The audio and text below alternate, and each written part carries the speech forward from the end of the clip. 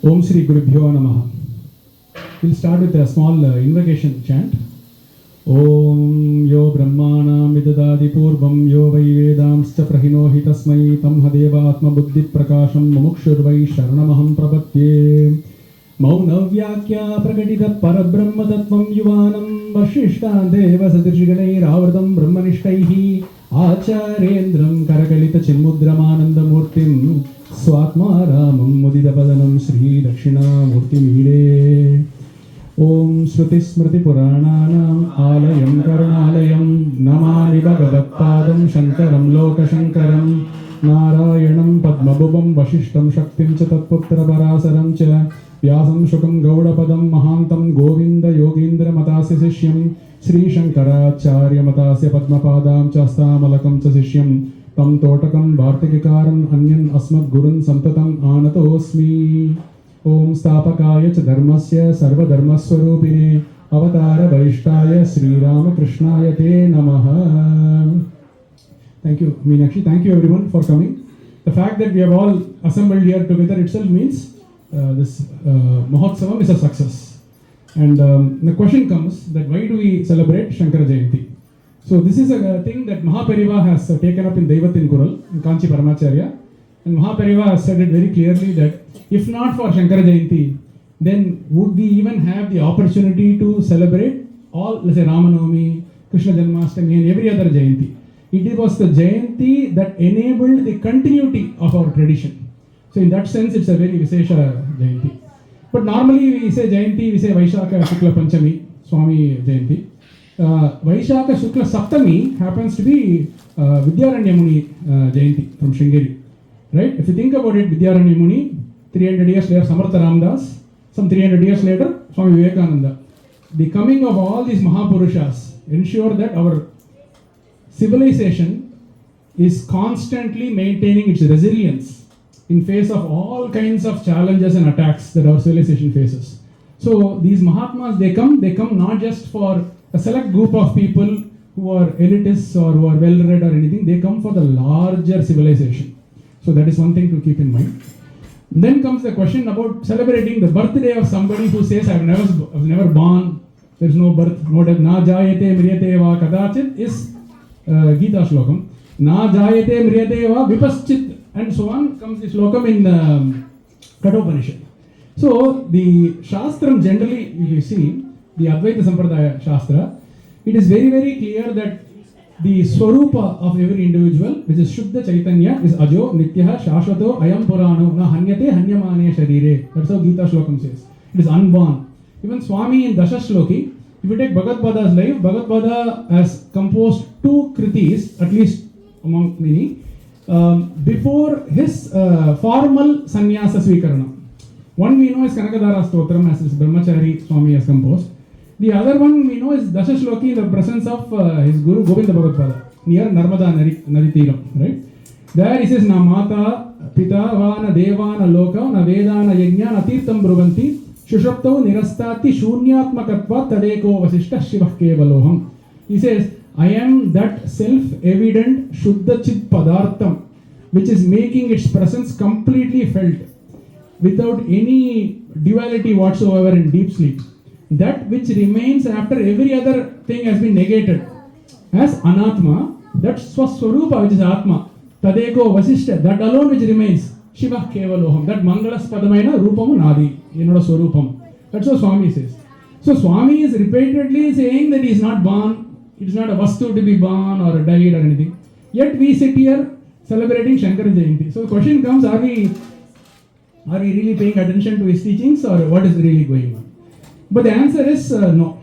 This we have to actually do Śaṅkara Jayanti for, I would say, 2 simple reasons. First reason is the sense of gratitude. kṛtajñatā bhava. In fact, I was doing Mananam on this Aditya Hridayam Shlokam came to me. Kṛtajñāya devāya jyotishām pataye namaha. So Krita is that which is done. Okay? Kṛtajñā is one who disregards or one who is ungrateful. Kṛtajñā means one who is the destroyer of the ungrateful. That is how we worship Bhagavān Surya Narayana, Sahasrabhanu. So the idea is, in our tradition, gratitude is a very fundamental thing that we see from Manusmriti to every other Shastram. Rishi Runam, Pitrurunam, Devarunam, right? And Panchamahayagnyas, your Bhuta Yajna, Manushya Yajna, everything comes along, right? So this observance of Bhagavad Pada's Jayanti is our runam to our Rishi and Guru Sampradaya. So this we have to do anvaham every day. That is why the title or the theme of this year's satsanga, I hope every year we do a satsanga on Śaṅkara Jayanti, is Chintayami Anvaham. So that is the important thing. The other aspect is, let's say, is Bhagavad Pada expecting us to do Śaṅkara Jayanti? You know that we ask the question. Right? Then Bhagavad Pada will say, Eduk Padallam, how all this? But the idea is, it is still a great idea because Bhagavad Pada's Kriti, if you take, whether it is Bhashyam or Prakaraṇa Grantham or Stotram, Bhagavad Pada's Kritis have ultimately only one purpose. Atyanta duḥkha nivṛtti, paramārtha sukha prāpti. So who would say no to duḥkha nivṛtti? For that reason, we will definitely take ashrayam with Bhagavān Bhāṣyakāras and Prakaraṇa Granthas Stotra. Ashrayam we have to take, there is no other choice. Right? It's like going to a hospital and then saying, doctor, now shoe la polish panni vikkiren, I will clean all your desk and everything. But the doctor is saying, but why are you not taking the medicine, my dear?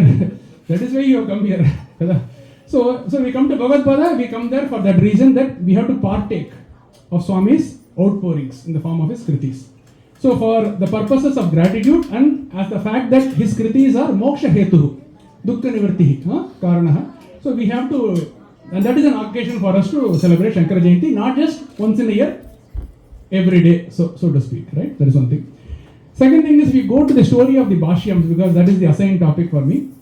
You will realize that after Swami encounters Parameshwara in the Rupam of Chandala in Kashi and the Manisha Panchakam being revealed at that point, then the Parameshwara gives Agnya to his avatara, which is Bhagavad Pada, saying, time has come for you to compose the Bhashyams and Prasthanatrayam because you have already assessed the conditions of the humanity at large. Now, go fulfill the purpose for which you came, which is to compose the Bhashyam. Then Swami goes to Badrikashrama, North India. Where he goes to Badrikashrama, there he realizes that in the temple, Shalagrava Haradhana is taking place, but the Vigraha Murti or the Archaka Avatara Murti is not to be seen. Because to protect the Archaka Avatara Murti from invaders, even in those days, at the time of Bhagavad Pada, that Archaka Avatara Murti was hidden in the Narad Kund. This Bhagavān Bhāṣyakāra divines this. Then he enters into the Kund, takes the Murti, Punar Pratishthapana takes place, then he goes further north, after that into a cave called Vyasa Guha. In that Vyasa Guha only Bhagavan Vyasa with Bhagavan Ganesha, together they produced Mahabharata.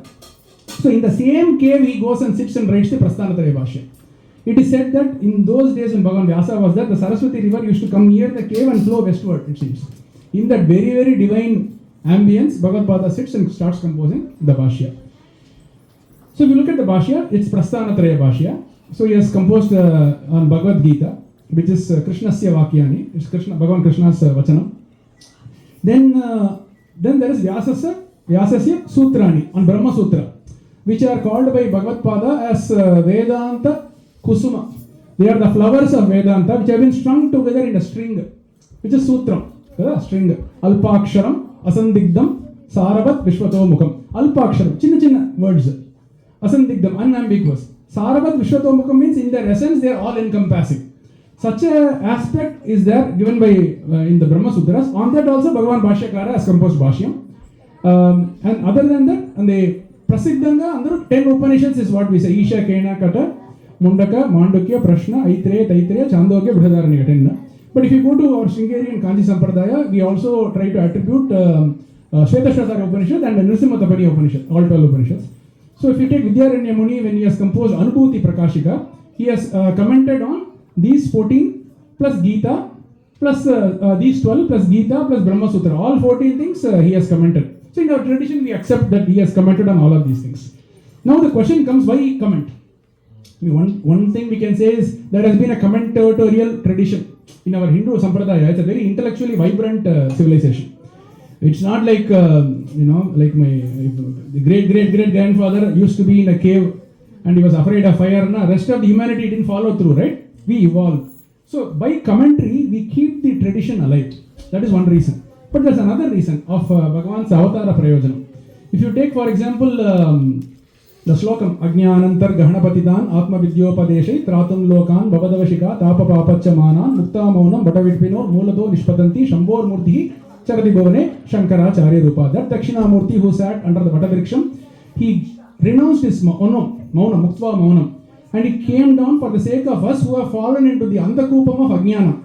And to lift us from the Andhakupam of Ajnana by showing us light, he gave it in the form of Atma Vidya Upadesham. Atma Vidya Upadesham ante trying to know who I really am, showing us our own self. Yeah, see, we talk about different type of dhanam, Annadanam, Vidya Dhanam, all are great dhanam. But here is a dhanam where he has given us our real self actually. Yeah, if you can have everything else but you don't even know who you are, what to do with that, right? That becomes the problem of Anatma Vidya. But with Para Vidya or Atma Vidya or Brahma Vidya, atyanta duḥkha nivṛtti, paramārtha sukha prāpti becomes a possibility. It becomes possibility for all of us. Certainty for all of us. Now, when Bhagavān Bhāṣyakāra was roaming around the nation before coming and taking up the sankalpa of writing the Bhashyam, he noticed that the Shraddha in the country was fluctuating depending on how much they were devoted to the sampradāya or how much they were not. So this Shraddha, we can call it pramāṇika buddhi. That is one meaning of Shraddha. Pramāṇa means means of knowledge. My kannu is pramāṇa, means of knowledge. That which I know through a pramāṇa is prama, which is non-contradictable, certain knowledge. That is prama. So when we say pramāṇika buddhi is not there, people were resorting to pratyaksha pramāṇa like eyes, ears and everything, or inferential reason. Based on whatever you perceive through your senses, you form a system of reason or thinking. So people are willing to use reasoning and thinking to understand whatever they want to understand. They are comfortable with that. But when we say Shastram is a pramāṇa, or Vedam or Vedāntam is a pramāṇa, it means through the Vedam I will get to know something which cannot be known through some other pramāṇa. See, that's the lakshanam of any pramāṇa. What the eye reveals, the ear cannot. Ear is applicable in its domain, eye is applicable in its domain. Similarly, Upanishad is applicable in its domain because it reveals Brahman as it really is. Adam pramāṇa. Once you learn to accept that just like eye is a valid pramāṇa, you accept Upanishad also as a valid pramāṇa for means of knowledge. Then we are said to have pramāṇika buddhi. This pramāṇika buddhi is called Shraddha. In Viveka Chudamani, Shastrasya Guru Vakyasya Satya Buddhya Avadharana. The clarity that arises by virtue of resorting to the Upanishad as a pramāṇa, as explained by the Guru, that is called pramāṇika buddhi. Now, when you walk through the length and breadth of the country, Bhagavad-pada noticed that some people are viewing Vedam as a pramāṇam, and they think it is necessary and sufficient for duḥkha nivṛtti, paramārtha sukha prāpti. Mathematics learn, we say, right, it is necessary and sufficient condition. So it was necessary and sufficient. That was good. But then there are some who says it is necessary, but it may not be sufficient. Maybe we have to augment it with doing some more upasana or something else. And when they start saying that itself, there's a dilution taking place in the pramāṇika buddhi. Then there were some who says, yeah, it may be necessary for some, but for some it may not be necessary because there are alternate methods. We can realize, we can overcome suffering through alternate methods. But they still accept Vedam as a possible pramāṇa, but not necessarily for everybody. This is third category. Then there is the fourth category who say, I don't even accept Vedam as a pramāṇa. In this category falls the Bauddha Mata, Jaina Mata, Charvaka Mata, and all those matas of those. In modern days, vast majority of world religions may also fall under this category, other than our own dharma, right? But the graciousness and the Vishala Hridayam of our tradition, including from Bhagavān Vyasa and even before, is even if you give a lip service, that, Vedam Pramāṇam and all, I accept, but I think it is indirect knowledge, whatever you may say, even if you say, Veda Pramāṇam I accept, somehow the tradition has said, you are all our people only. You are all within that sense. But Bhagavad-pada is seeing this. Then Bhagavad-pada says how to really enable them to overcome suffering. See, Bhagavad-pada is not running a club for looking for subscription service. Sometimes modern religions, if you see, they run like subscription service. You become a member of a religion, then on judgment day you'll be very happy. His goal is not to increase his membership. His goal is to genuinely, that karunyam, apara karunya sindhu, right? So that is why he started writing Bhashyam, looking into all the prima facie views of that time, the opponent views, so that systematically all the doubts that have crept into our society can be dismantled. This is the reason why Bhagavad started writing Bhashyam. At this point, I want to go a little bit into Gita Shastram and read in the Gita Shastram introduction Bhashyam, Upodgata Bhashyam of Bhagavad. There are some verses of from what he has said. Verses ante in his Bhashyam commentary, in his prose, what he said. I will read out a few things and I will try to establish why we all view Swami as Bhagavān Bhāṣyakāra. That's another aspect of my address. So, for example, when he starts the Gita Bhashyam, first of all, you all understand for developing pramāṇika buddhi only Bhashyams are composed. Okay, no? Now he starts by the Mangala Shlokam, which is Narayanam Paro Avyaktat Andam Avyakta Sambhavam Andastyantas Tvume Loke Saptadvipacha Medini. It is Narayana, the Adhishtana Vastu, the Karanam, on which this Mithya Jagat. In Lalita Sahasranamam we have a nama for Amavarga, Mithya Jagatadhishtana Yai Namaha. Mithya means that which appears. Appears on what? On some substratum, some basis. The changeless basis on which you see this Aropanam. That Adhishtana Vastu is Narayana. From Narayana has come with his Maya Shakti, which is called Avyakta. This whole Drishti or Srishti Prapancham has taken place. So that is the Slokam. In this Slokam, you see, you could have said like Om Namo Bhagavate Vasudevaya. Or in Kathopanishad, for example, when he starts, he does a stuti of Yamadharma Raja as Brahma Vidya Acharya. Om Namo Bhagavate Vaivasvataya Mrityave Brahma Vidya Acharya Nachiketa Secha. That's how he worships Yamadharma Raja. See how far we have come away from tradition. Look at what cinema has done. Right, to Yamadharma Raja. Right, but Yamadharma Raja, what he is doing to us, he is continuing to do. But I'm saying that, see the Shraddha, right, that idea. He is viewing Yamadharma Raja as Brahma Vidya Acharya. Right, that is the bhavam with Bhagavad says. But here, this is a stuti in a Mangala Charanam, but it is more like a Tatvika Nirvachanam. He is revealing the truth as it were, and he is moving on with the Bhashyam. It's like in Tirukkural, it is Agara Mudala Ezhuttellam Adi Bhagavan Mudattrai Ulagu. It's not a stuti, it is a Mangala Shlokam that reveals the fact that just like as the Akshara is the foremost among Aksharas, it is Bhagavan who is the Adi, from which everything else has come forth. Same bhavam we can see here in the way Bhagavad is starting Gita Bhashyam. Then he says, Tasyacha Sthiti Chikirshuhu Marichi Yadi Agre Srishva Prajapatihim Pravritti Lakshman Dharmam Grahyamasya Vedoktam. One thing is that Dividohi Vedokta Dharmaha Pravritti Lakshano Nivṛtti Lakshana. This Vaidika Vangmayam, Dharma is classified into two parts, Pravritti Dharma and Nivṛtti Dharma. This is Bhagavān Vyasa's Bhasha, which our Bhashyakara is using actually. In Mahabharata, if you read, this pravritti, nivṛtti, abhyudayam, nisrayasam, these words keep on getting used everywhere. Not only in Bhishma Parva, in Shanti Parva and Anushasanika Parva, there's like replete references of this usage. So, our Acharya has studied Mahabharata and digested it completely, and then only he wrote the Bhashyam. So, he is using the language of Bhagavān Vyasa itself here. So, in these two paths, Pravritti Marga, where your mind is externalized, in which you want to transact with the world outside according to some proper dharma. Nivṛtti Margas, you realize the futility and the finiteness of the Pravritti, and slowly with Vairagyam and Bhakti, you go inward, which is Nivṛtti Marga. So, these are the only two Margas open. Bhagavān Vyasa and Bhagavān Bhāṣyakāra says.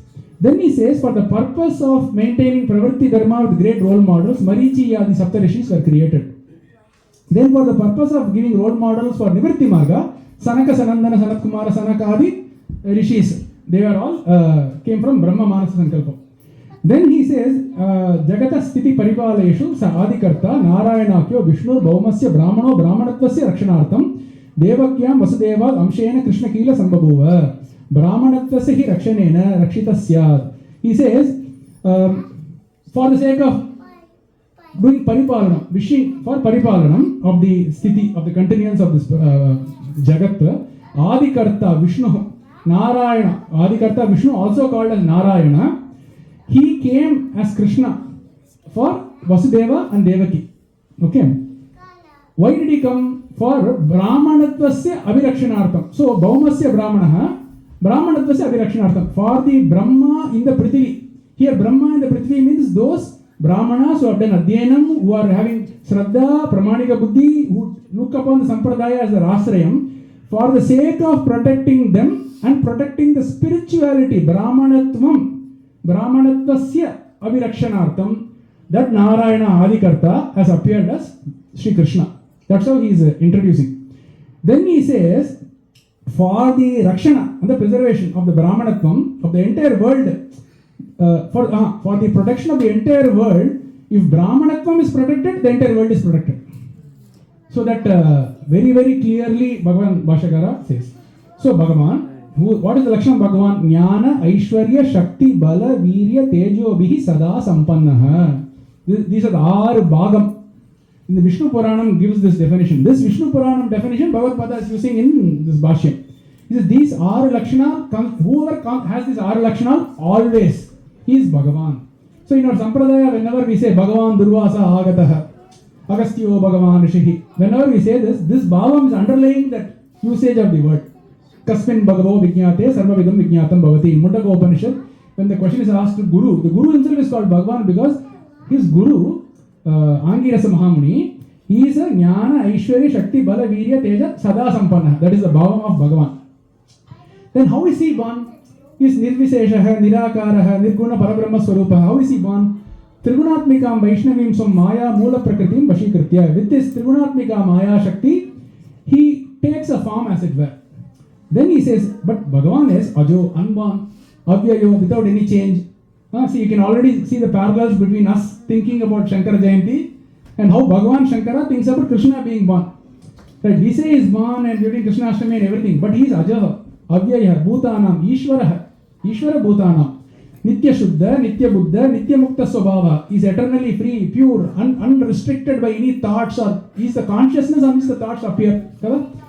So Mayaya Dehavan Iva Jataha. For the sake of doing Loka Anugraham, Krishna came. That Krishna who has come has given Upadesham to Rishi Nara in the form of Arjuna. Now you have to pay very careful attention. First thing is, Sri Krishna as Bhagavan has given Upadesham to whom? Arjuna. Okay. Tam Dharmam Bhagavataha Yata Upadishtam Vedavyasaha Sarvanya Bhagavan.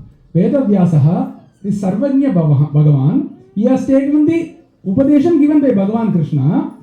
Gita Kyehi Saptabhihi Shlokai Satai Upanipa Bandha. That Upadesham in the battlefield which Sri Krishna gave to Arjuna, Bhagavan Sarvanya. That is how our Acharya calls Bhagavan Vyasa. Bhagavan Sarvanya Vyasa has tied it into 700 shlokas. Okay. Tam idam Gita Shastram. This Gita Shastram is Samasta Vedartha Sara Sangraha Bhutam. It is the quintessential essence of entire Veda. This is the important thing. He doesn't say Vedānta Sara Sangraha Bhutam. Veda, which means Karma Kanda, Jnana Kanda, everything put together is Samasta Veda. How we should approach Veda, if we have to know, then we have to go through Bhagavan Vyasa only. Which means we have to go through Mahabharata. We have to go through Bhagavad Gita. Then only we will realize that karma ought to be done as karma yoga with Ishvara Arpana Buddhi and Ishvara Prasada Buddhi. That becomes a hetu for Chitta Shuddhi. With Chitta Shuddhi, it becomes very, very easy for us to get Viveka, Vairagyadi, Sadhana, Chatushtayam, which Ramachandran and Karthik will talk about in Viveka Chudamani. And with that arises Brahma Jignasa in us. And that Brahma Jignasa, Atavato Brahma Jignasa. With that Brahma Jignasa commences the Atma Vichara or Atma Vidya or Guru Upasatti. And in the Sanidhyam of the Acharya, we attain Tattva Nischayam, which becomes hetu for moksha. So the idea is, Gita Shastram is Samasta Vedartha Sara Sangraha Bhutam. Then he says Durvijñārtam. But it can be very, very difficult to comprehend. Very, very difficult to comprehend for whom? For those who have not developed the pramāṇika buddhi. Those who do not know the sampradāya. For them it becomes very hard to comprehend. Okay. So then, for that reason, since it is hard to understand, and since Swami has the karunyam to bring everybody into the fold of Shraddha and Pramāṇika Buddhi, Bhagavad says, Vivekato Artha Nirdaranartham. This is the punchline. With great clarity for doing Artha Nirdaranam to this Bhagavad Gita, Sankshepataha, I mean in a very consolidated way, Vivaranam Karishyami. I am explaining it. So when Bhagavan Krishna came to give the teachings which Bhagavan Vyasa tied into 700 shlokas, then the same Bhagavan appeared as Bhagavān Bhāṣyakāra to give elucidation of this tattva. So this is why in our Sampradaya we can't see him as anything other than Bhagavān Bhāṣyakāra. So that bhavam is there. So we talked briefly about Gita. One brief word about Upanishad, because we are all by and large Krishna Yajurveda Shakadhyayi. I see Venki and another. So Taitriyaka Sarasya Maya Acharya Prasadataha Vispashta Artha Ruchinami Vyakyayam Sampraniyate. He says, the essence of the Taitriyam, which my Acharya has taught me, and to understand it in a very, very clear and concise way, for those people, this Bhashyam is being written. So, see the humility with which Bhagavad is approaching the Taittiriya Upanishad Bhashyam. He is saying that the Taittiriya Upanishad Bhashyam is written not because I sat a hotel room, book umbrella. Swami, Guru Sannidhi Lokandante, whatever Swami has done, Saravadama, that he is revealing in the most traditional way as possible. So, this is a very, very important hallmark of Bhagavad Bhashyams in general. Is this? He is very, very clear. In fact, in real Pandityam, according to Bhagavad is not knowing many things in Kapola Kalpitam way, in your own way. He is actually knowing the tradition, the sampradāya, and according to the sampradāya, trying to do Sravanam, Maranam, Nididhyasanam of the Vedānta Tattvam is basically the approach of Bhagavad. In fact, in Gita Bhashyam, in another place, he says, who is a Pandita? Who is a Pandita? He says, Panda Atma Vishaya Buddhir Esham De Panditaha. One who has known his Swaswarupam as it really is real Pandita. This is the definition of Pandita he gives. See, in all definitions, see, that's the beauty of technicality. Technicality can become a burden if the benefit of the technicality is not apparent. But if the benefit is apparent, nobody minds technicality. How many years of worldly education we have all read? How many exams we would have passed? We never bothered about it. But when it comes to Vedanta, we immediately say something is technical. We have to ask ourselves, are we saying it technical because we are not experiencing the benefit of it, or we are simply disinterested in it? That we have to ask. Then, in another place in Gita Bhashyam, Bhagavān Bhāṣyakāra almost becomes angry as it were. He says, if there is a person who is not accepting the tradition, the yukti, sampradāya, anukula yukti, the reasoning which the Shastram gives, and they say, adella correct da, avanni correct kaani antam kada, kaani antam kada. And irundalum we put a condition kada. In such a moment, it happens in 13th chapter. Then Bhagavān Bhāṣyakāra says, tasmat asampradāya vid sarva shastra vid api murkavat upekshaniyaha. Even if a person is well read in all the Shastrams as it were, but he is taking a position that is not in accordance with the Sampradaya, respectfully ignore it. That is one thing of that Bhagavān Bhāṣyakāra says. Murkavat upekshaniyaha. Just ignore this fellow as a fool. The strong statement. It is done with that bhava. Another thing is in Chandogya Upanishad, Samavedantargadam, he says, Śrutam hi ve Bhagavad Dishebhyaha Acharya Deva Vidya Vidita Sadishtam Prapnoti Iti. And I have heard indeed that the great ones, Bhagavad Dishebhyaha, people who have seen the Bhagavad Tattvam, from the great ones have heard that Vidya, which is Brahma Vidya, is truly understood. Vidita Eva Acharya, only through the Acharya Mukam. So, who is a guru? Then this question comes, who is Acharya? Achinoti, Shastrani, all those slokas are there. Then Vekachudamani also will take Shrotriyo, Avrajino, Akamahada, the Guru Lakshanam will take, right? In Mundaka Upanishad, we see Shrotriyam Brahmanishtam is a Guru Lakshanam. So, Bhagavad says, through a Shrotriya Brahmanishta Sampradaya, in that Sampradaya, if you become a part of the Sampradaya, then you do Sravana Mananam through that. With that, the clarity that attains, that only will be Moksha Hetu. Otherwise, we will be continuing this discussion in another body and form. So, that is so importance is there. Another aspect of Bhagavān Bhāṣyakāra's Bhashyam I want to highlight relevant to us is the importance of doing Nitya Karma. Karma or Nitya Karma, when it is done with Ishvara Arpana Buddhi and Ishvara Prasada Buddhi, it becomes Hetu for Chitta Shuddhi. For example, Nityani Adhigatani Karmani Upata Duritakshaya Arthani. This is what Swami says in Taittiriya Upanishad Bhashyam. He says Nitya Karmas are established for the sake of observance through which you can attain Duritakshayam. Mana anta kada Mamopakta Samasta Durita Kshayadvara Śrī Ādi Śaṅkarācārya. So Ishvara Arpana Buddhi, Ishvara Prasada Buddhi to Nitya Karma, I am doing it for the sake of Chitta Shuddhi. Bhagavad is one thing is very clear. Karma itself cannot lead to moksha. He is very, very clear. Why? Because how can a finite action produce infinite result? It will never be the case. It is not apyaha, vikaryaha, samskaryaha. He gives so many things. It's not something, by doing karma, I will sculpt moksham out of my life. It won't be there. In fact, the very definition of samsara, according to Bhagavad-pada, is kartrutva, bhoktrutva, raga, dvesha is samsara. I am the doer, I am the experiencer. ఈ భావాలన్నీ ఉన్నాయి కదా, నేను చేస్తున్నాను, నేను experience చేస్తున్నా, experience పண்றேன், இந்த భావం clear. రాగ ద్వేషం, attachment, aversion. This fourfold is the characteristics of samsara. So with kartrutvam, how can we even escape samsara? The whole idea of kartrutvam has come because of ajnana of our infinite nature, which is nishkriya. Kada the Lalita Sahasranama, one of the namas of Amavaru is nishkriya, nishprapancha. Lalita Sahasranama is Advaita Vedanta Sagara. If we understand it with attitude, it's a double benefit. Endukante already we love Amavaru, and if Amavaru is giving her own Swarupa Lakshana through the namas, iha parasukam laga ayipotundi manaki.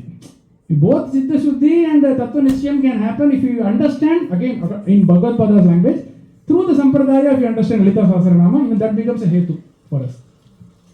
So that is another important thing. In fact, in Bhagavatam there is a sloka, Kayena Vacha Manasendriyarva Buddhyatmanava Anushrita Swabhavat Karoti Yat Yat Sakalam Parasmai Narayana Iti Samrapayami. In Navayogi Upakyanam, Navayogi is giving the slokam, saying that Jnani or Yogi, this is how he lives in his life. Whatever he does it with Ishwararpana Buddhi. This slokam our sampradāya has taken and has made it into Kayena Vacha Manasendriyarva Buddhyatmanava Prakriti Swabhavat Karomi I Yat Yat Sakalam Parasmai Śrīmannārayana Samarpayami. So you can see this tattvam is spread everywhere. It's not like Bhagavān Bhāṣyakāra created something which was not there before. He has only, with his Bhashyam means what, showing light on something. He has revealed the things that are already we are inheritors of. Because imagine our parents are like a multi-billionaire, but then we are sitting somewhere in the road and doing bhiksha for whatever prarabdha. Then one person comes and says, why are you doing bhiksha? Then he says, Illappa, the situation has become like this. Then says, where are you sitting? I'm sitting on this bench. Have you opened this bench and seen what is underneath this bench? When he opens it, he sees all golds, diamonds and gems are there. Similar is our case. Bhagavad-pada is the person who is walking there and is alerting us, saying, Appa, just observe, it is already there, it is given to you. So, why do you want to? In another place he says, in house the grihini is cooking with payasam and panchapaksha parimanam, but this person is going outside and doing bhiksham. Why? So, like that, our Śruti Mata, Veda Mata is already giving us food. Right? That is one idea that he keeps emphasizing. So, finally, I want to say that Vedānta Sravanam is not a complicated thing. In fact, Vedānta is the purest form of common sense. Because common sense can only be applied where the complexity is very low. See, we can't apply common sense for doing some complicated programming or setting the interest rate for stock market or it's complicated. But when you say Brahma Satya, Jagan Mithya, Jivo Brahmaiva Naparaha, this complex world, the Drishya Prapancham, that is given the category of being Mithya, which means it is an appearance, but we don't know what it really is. But I know that I exist. Enga doubte liyo, where there is no doubt. In that place, Bhagavān Bhāṣyakāra is showing you Bhagavan. In fact, in Shaiva Siddhanta, there is a sloka, Om Namo Aham Padarthaya Lokanam Siddhi Hetave Satchidananda Rupaya Shivaya Paramatmane. Om Namo Aham Padarthaya. Nala onde nenu ane spandana, adi nenu kada Swami nuve. Enakulla naanradhu olirudhu naanilla, Swami neena. And the bhavam is the idea of Atma Vidya, which is the idea of Bhagavan Vyasa, Bhashyakara and everybody that keeps coming. So Bhakti before Vedanta Sravanam and Bhakti after Vedanta Sravanam, there is a dramatic difference in one's own life one can experience. So that Bhakti, nobody is challenging that Bhakti, they are augmenting that Bhakti through Vedanta Sravanam. So that's one thing to keep in mind. Another thing is there are a lot of youngsters here. So I want to highlight that generally if you see the Bhashyams, Tarka Shuddhi of Bhagavān Bhāṣyakāra is extremely important. You can think to notice. Tarka Shuddhi, the clarity with which he presents the things. Then the inspiring ideal of Jivan Mukti, if you take, we can develop resilience, quietude, inner strength, everything. Right? We can all do that. Then finally, how to conduct dialogue with somebody with whom you disagree. That is the very secret of Bhagavān Bhāṣyakāra. You see, Bhagavān Bhāṣyakāra, he has taken on all kinds of opposing views. Sometimes the questions will be, they will test your patience. So many questions are there. But you will even think, oh, can we think like this? Are these the kind of questions? But still Bhagavān Bhāṣyakāra patiently takes up all the questions and clarifies all the doubts. So that is Mahakarunyam, Opika, patience. Adu romba, you can see. These are things to learn, by the way. As you read it, you learn. See, like most modern people say that most of 90% of communication is non-verbal. They say sometimes when you are in the presence of the Acharya through his Bhashyam, whatever is there in the Bhashyam is there in the Prakaraṇa Grantham. What is there in the introductory text like Viveka Chudamani can also be seen in the Stotram, right? If you are in the process of absorbing itself, you learn a lot. That is very, very important. Bhagavan Vyasa also, if you see, right, when he tells a story, he will tell a story within a story within a story within a story. Why? To make sure that our ego is not activated in the process. Na kekran, I am listening. If you go into Vedanta, we will create something else actually in our own mind. Kapola kalpitam, some concept will come. So in the concept, you have to be taught in the most disarming way. Ramana Maharishi Dagara, Evaro Karadigar, somebody asked him, Bhagavane Arul Kadakima, Bhagavane Arul Kadakima, Anugraham, Labistanda, Arul Rikuvai, Ni Kurke Varamada. The grace is always there, don't get in the way. So to not get in the way, there is a way to teach, a pedagogical approach is there. That our acharyas and sampradāya know. That's why they tell the story, then they tell a story within a story, right? In Mahabharata, there's a story that's like 6 to 7 layers deep. Highest level will be in Naimisharanyam. The lowest level, one Narada will be teaching one king who is going through some suffering in life. Then it keeps on going, then Sanjaya and Dhritarashtra will come, Vaishampayana Novacha, then keep on going up. But in the process, what happens is, you go through a metamorphosis. That is the purpose. So again, Bhagavān Bhāṣyakāra. In fact, one famous slokam is there. Śaṅkaram Śaṅkarācāryam Keshavam Bādarayanam Sutra Bhashya Krito Vande Bhagavanto Punah Punah. We didn't talk much about Sutra Bhashyam today, but that is for another occasion. So we took up Gita Bhashyam today, so that's very important. So I think I will conclude here. I have taken too much time. Yeah? Correct on that? Okay. Sure.